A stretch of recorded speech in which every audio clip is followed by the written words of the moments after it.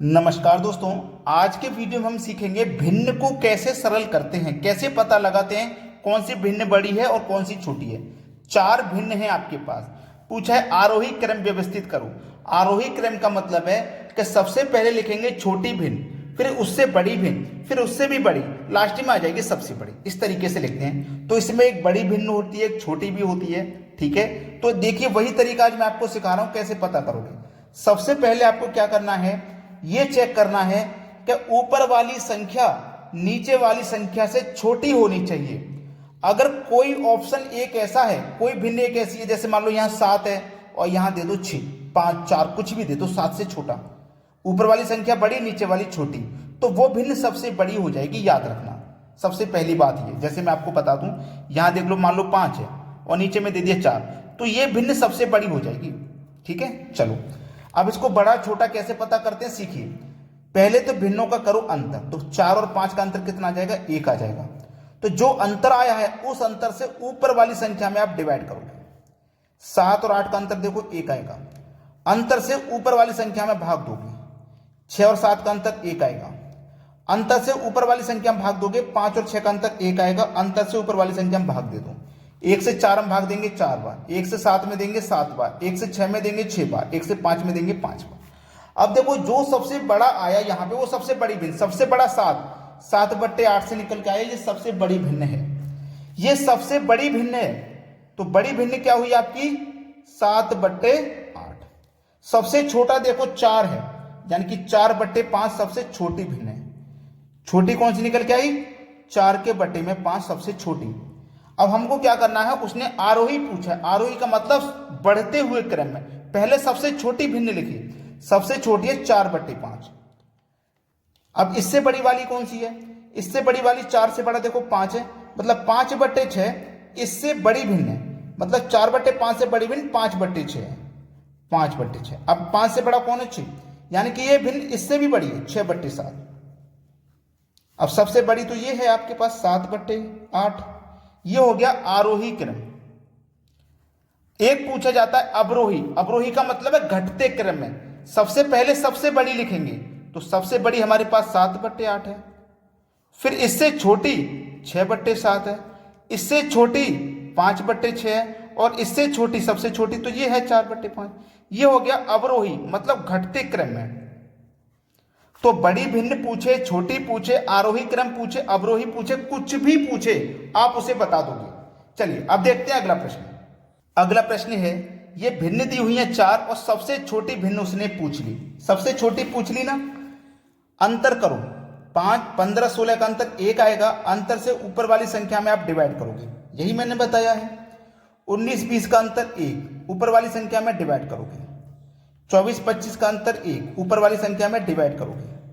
34, 35 का अंतर 1, ऊपर वाली संख्या में डिवाइड करोगे। 1 से 15 में 15 बार जाएगा, 19 में 19 बार जाएगा, 24 में 24 बार जाएगा, 34 में 34 बार।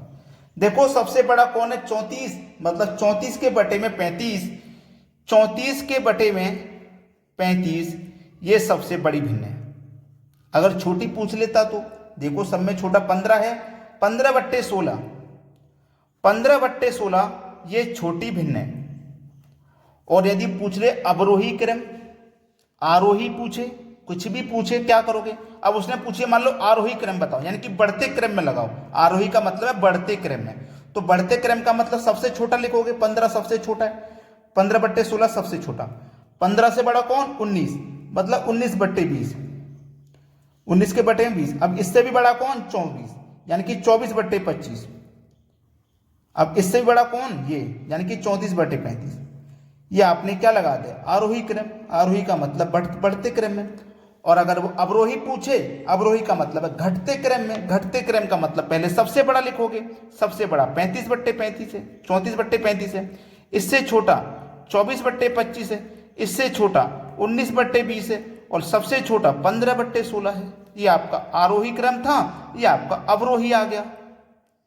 ठीक है, क्लियर है ना सभी को, कोई दिक्कत नहीं है। अब देखते हैं अगला सवाल।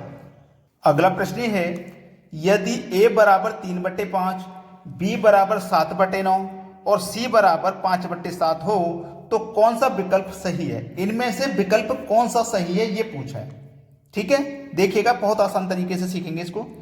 ए का मान है 3/5, बी का मान है 7/9 और सी का मान है 5 के बटे में 7, 5/7 ये सी का मान है। ठीक है, अब यहाँ पे ध्यान से देखिएगा, बहुत अच्छा सवाल है, ध्यान से देखो। पहले दोनों का अंतर करो, 3 और 5 का अंतर 2 आ जाएगा, अंतर से ऊपर वाली संख्या में डिवाइड करोगे, इनका अंतर भी 2 आ जाएगा, अंतर से ऊपर वाली संख्या में डिवाइड करोगे, 5 और 7 का अंतर 4 आ जाएगा, अंतर से ऊपर वाली संख्या में डिवाइड करोगे।